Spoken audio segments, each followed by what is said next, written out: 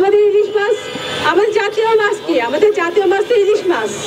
তো জাতীয় মাছ যদি আমরা খেতে না পারি, আমাদের ভাই বোনেরা খেতে না পারে, আমাদের বাচ্চাদের মুখে তুলে না দিতে পারি, আমাদের বাবা মায়ের মুখে তুলে না দিতে পারি, সেই খাবারটা কেন অন্যের মুখে চলে যাচ্ছে?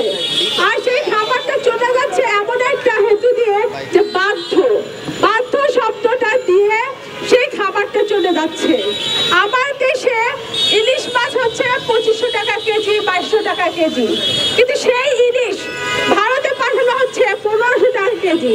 কিন্তু কেন? আমার দেশে কথা আছে মক্কার মানুষ হজ পায় না। এটা কি মক্কা যে আমরা হজ পাবো না? আমরা তো হজ পেতে চাই।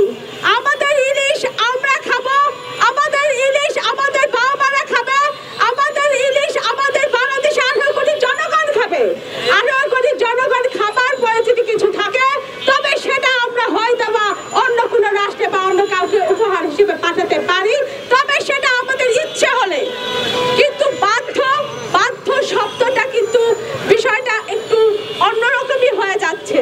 কিন্তু কথা হচ্ছে বাধ্য তো মানুষ কয়েক ভাবে হয়। আপনারা কোন ভাবে বাধ্য?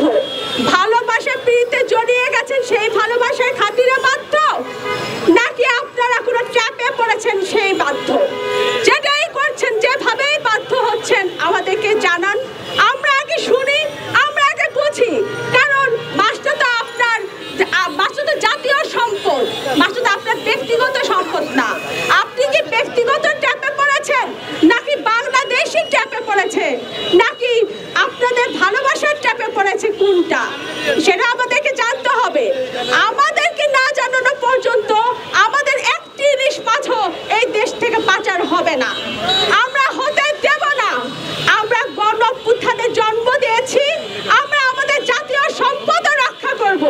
আমাদের প্রত্যেকটা জাতীয় সম্পদ পাচার করতে হলে আমাদের প্রত্যেকটি জাতীয় সম্পদের বিষয়ে আমাদেরকে আগে জানান দিতে হবে যে আমাদের সম্পদগুলো কেন অন্য দেশে পাচার হচ্ছে।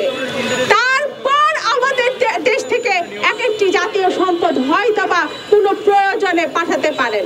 একটু আগে আমাদের তারেক ভাই বললেন যে যদি পূজার কারণে উপহার হিসেবে হয়ে থাকে সেই খাতে আমরা পাঠাইতে পারি।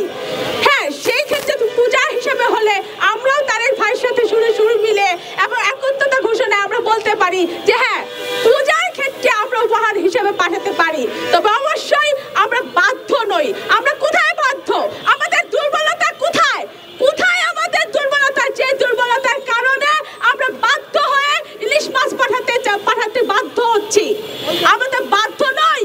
বাঙালি জাতি কোনোদিন কোনো কিছুতে পরোয়া করে নাই, কোনো কিছুতে বাধ্য হয় নাই, কোনো ব্ল্যাকমেলের শিকার হয় নাই, ব্ল্যাকমেলের তোয়াক্কা করে নাই।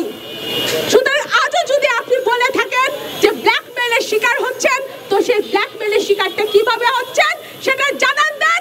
অবশ্যই আমরা সারা বাংলাদেশের মানুষ রুখে দাঁড়াবো সেই ব্ল্যাকমেলের বিরুদ্ধে। কেউ আজ পর্যন্ত আমাদেরকে ব্ল্যাকমেল করে সোজা হয়ে সুরক্ষিত থাকতে পারে নাই, আজও পারবে না। কিন্তু